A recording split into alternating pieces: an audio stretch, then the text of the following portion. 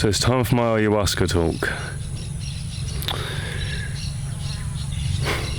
Basically, what you do is you go up, and I took a normal dose, and a normal dose is basically, it's like a shot glass this big and about that round, and it's full pretty much to the top. It's about 2 big mouthfuls. The taste wasn't pleasant, but it wasn't as bad as it's made to be. By all means, it wasn't pleasant. It definitely wasn't pleasant, and it did linger in the mouth for a while. But it could be worse, you know. It could be worse. Now to my experience. So basically, I drank it and I went back to my bed and I sat up for about 30 minutes. After I was sitting up, nothing was happening for this entire time. I felt a bit sick and I felt like a purge was coming, but the feeling subsided enough for me to think, okay, maybe I'm actually not going to be sick quite yet. So I went to lay down. And as soon as I slided forward to lay down, I then had to grab my bucket straight away and just purge like there. So that's when I started to throw up. Quite a deep-rooted throw-up, actually. I was feeling it right from my gut. But as soon as I purged, the visuals started to come. I remember thinking to myself, I was like, here it is. And pretty much instantaneously, I saw Mother Ayahuasca in her snake form just coming towards me like this. And she was in a snake form, but it was like a python with sort of a cobra sort of head, and it was all in geometry though. And it answered a few questions I had, because last time I took a high psilocybin dose, it was around 4 grams of Liberty Caps. Basically, I had some unanswered questions because I went into a realm I didn't understand and I couldn't really remember, and it wasn't the nicest of places, and I spent a long time there to the point I was convinced I was dead. So it wasn't too pleasant, but that actually turned out to be a pleasant experience in the end. But it was so profound, it was enough to actually put me off of psilocybin and make me nervous for ayahuasca. Despite the desire to do it because of the benefits it gives, there was still a bit of hesitancy. As soon as the visuals started kicking in, I realised I was going straight back to the place I didn't want to go, and I was being made to deal with it.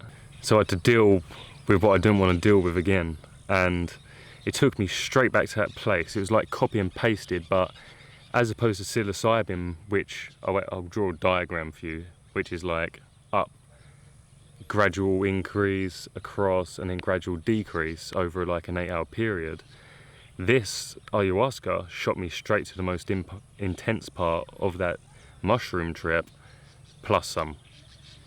As it first started kicking in, I could see the geometry of the plant itself. Like, it was like the manifestation of the plant in geometry form. It didn't look like a tree, but it looked like, it was like a centipede, but it was a representation of the plant in this geometry world. And they started, when the Ikaros started, when the shamans started singing these plants, they got excited and the energy started to build, and it was like the plants were enjoying it, because the Ikaros it's the language of the shaman, it's the language of the plants. Gracias. Gracias. Yeah, so the Ikaros is the language of the plants, and it was making me deal with what I didn't want to deal with. Mother Ayahuasca just took me straight back to that place. So the lesson I got from this is basically not to fear it. It's necessary and it's for the better. So it's making me deal with this process again so I could become accustomed to it. It's making me deal with this process again to show me that I didn't have to fear it, and it was helping me better understand it. But what did happen is, at first I was having that experience. I had my perception and I was like, yeah, this is for the better. And I remember going to myself, because I was agreeing with myself, like, that this is the experience that I needed. Although I didn't want it, I knew I needed this experience, so I was still grateful for it. My perception soon faded, and I was back in that intense part of being convinced I was dead, and I started reliving the exact same moment where I was in this geometry land, but I wasn't this human consciousness, I was just consciousness in the geometry. And then I started like flailing my physical body and like kicking and stuff. And then I would like hit the floor and I'd be like, did I just do that? Like I'd come back to my human perception like very, very briefly and be like, did I just do that? And then I'd be like, yeah, I did. But it got to the point where I got quite intense, and one of the staff actually had to come up to me and like coax me through it, and I could hear him calling my name, and it was like, Danny, are you okay? Are you okay? And then I'd go back to my normal perception. I'd be like, yeah, I'm fine. Like literally like that. I'd be like, yeah, I'm fine. But sort of from a kiddie way, like an innocent sort of kiddie way, like I wasn't playing around like I was.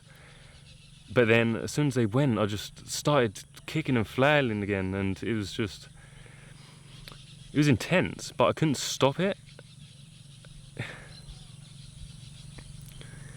But because one of the guys here actually said to me, he said a few times, he's like, Danny, do you want to get back on your mat? And I was like, I'm not on my mat. It turned out I was actually like sideways. I was completely off my mat. I was just, oh. But despite it not being the nicest of experiences, I feel better about this one, because I feel like I've dealt with something that was on my mind. I feel like I'm basically now where I needed to be. I'm going to lower the dose this time. I'm going to have half a cup and see if that like gives me a bit more control and a more positive experience, and then later on increase it again, knowing that I have more control and a better center. I wasn't able to communicate with Mother Ayahuasca as I wanted either, because I suppose I didn't really allow myself. I kind of got in my own way by this kicking and flailing and not accepting or surrendering to where I was. But it's quite difficult because the perception is altered. So if it was in this mindset, it'd be fine, but it's not. It's in a different mindset. So it's sort of finding that place, that center, like being grounded enough to keep your perception. What didn't help is the open eye visuals were as strong as the closed eye visuals. So once I was in, there was no escape. I felt like, as much as I was kicking and flailing, I felt like I dealt with it quite quickly. I felt like I got through it, and it wasn't as confusing and as dark as the shroom trip. I processed this a lot faster and I got through it quicker.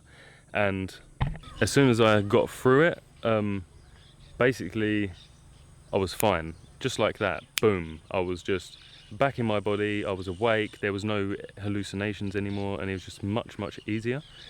I was just back to normal. And by the time I went and got my own personal Ikaros and my own personal message from the shaman to help coach me through it, I was completely sober.